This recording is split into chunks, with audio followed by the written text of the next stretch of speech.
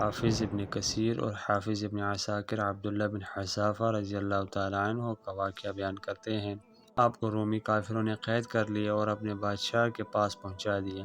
بادشاہ نے آپ سے کہا کہ تم نصرانی بن جاؤ، میں تمہیں اپنے راج میں شریک کر لیتا ہوں اور اپنی شہزادی تمہارے نکاح میں دے دیتا ہوں۔ عبداللہ بن حذافہ رضی اللہ تعالیٰ عنہ نے جواب دیا کہ اگر پوری دنیا کی بادشاہت بھی مجھے سونپ دی جائے تو میں دین محمد سے نہیں پھروں گا۔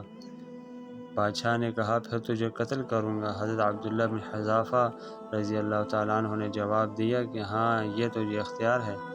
چنانچہ اسی وقت بادشاہ نے حکم دیا اور انہیں سلیب پر چڑھا دیا اور تیر اندازوں نے قریب سے بحکم بادشاہ ان کے ہاتھ پاؤں اور جسم چھیدنا شروع کر دیا۔ بار بار کہا جاتا کہ اب بھی نصرانیت قبول کر لو اور آپ پورے صبر و استقلال سے فرماتے جاتے کہ ہرگز نہیں۔ آخر بادشاہ نے حکم دیا کہ اسے سولی سے اتار لو اور پیتل کی بنی ہوئی دیگ خوب تپا کر آگ بنا کر لاؤ۔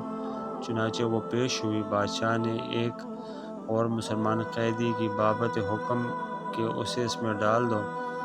اسی وقت حضرت عبداللہ بن حذافہ رضی اللہ تعالیٰ عنہ کی موجودگی میں آپ کے دیکھتے ہوئے اس مسلمان قیدی کو اس میں ڈال دیا گیا۔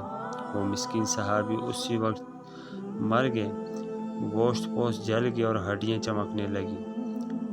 پھر بادشاہ نے حضرت عبداللہ بن حذافہ سے کہا کہ دیکھو اب بھی وقت ہے، بات مان لو اور ہمارا مذہب قبول کر لو، ورنہ اسی آگ کی دیگ میں اسی طرح تمہیں بھی ڈال کر جلا دیا جائے گا۔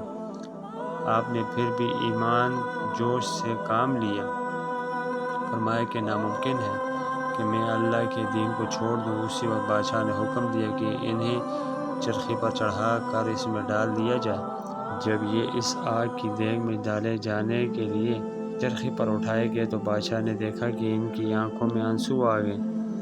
اس وقت بادشاہ نے حکم دیا کہ رک جاؤ اور انہیں اپنے پاس بلا لیا، اس لیے کہ اب اسے امید بندھ گئی تھی کہ شاید اس عذاب کو دیکھ کر اس کے خیالات بدل گئے ہوں، میری بات مان لے گا اور میرے مذہب کو قبول کر کے میری دامادی میں آ کر میری سلطنت سنبھالے گا۔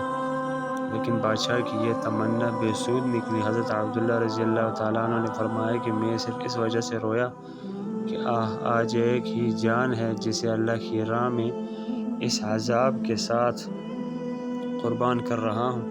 کاش میرے روئے روئے میں ایک ایک جان ہوتی تو آج سب کی سب جانیں اللہ کی راہ میں ایک ایک کر کے فدا کر دیتا۔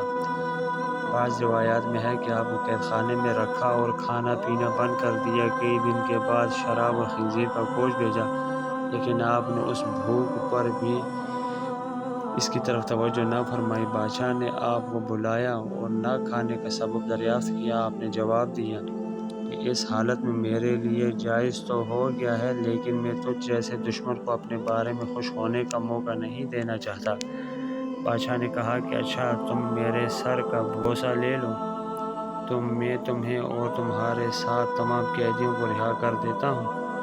آپ نے اسے قبول فرما لیا اور اس کے سر کا بوسہ لے لیا، اور بادشاہ نے بھی اپنا وعدہ پورا کیا اور آپ کے ساتھیوں کو چھوڑ دیا۔